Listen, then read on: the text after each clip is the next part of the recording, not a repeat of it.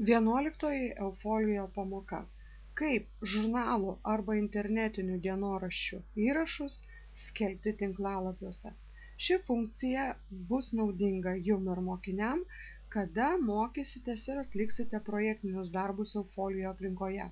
Kol mokinys ruošia medžiagą projektiniam darbui, jis gali dirbti savo elektroninėme dienoraštyje arba žurnale ir tik po to publikuoti visus padarytus įrašus arba dalį įrašų savo tinklalapyje. Taigi, viršutinėje įrankių juostoje spaudžiame elektroninis aplankas, tada peržvelgiame savo puslapius, na ir sakykime, pirmasis puslapis bus tas, į kurį aš norėsiu įdėti arba jame paskelbti savo dienoraštį.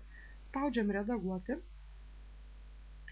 Štai čia viršuje prie įrankio juostos susirandame žurnalai.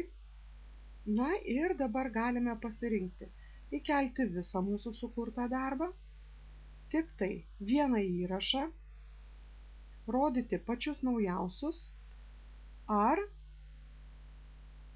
skelbti pažymėtus straipsnius. Taigi renkuosi pirmąjį, tempiu žemyn. Na ir štai čia turėčiau sukurti įrašo pavadinimą. Pateikčiau kūrimas.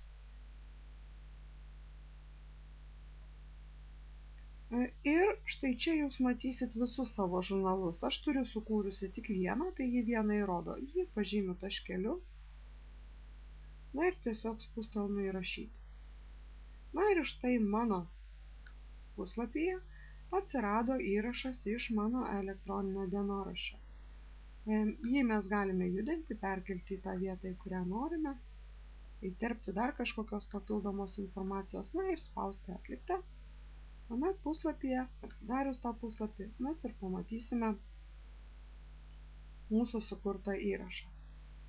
Taigi tiek apie dienoraščių publikavimą puslapiuose.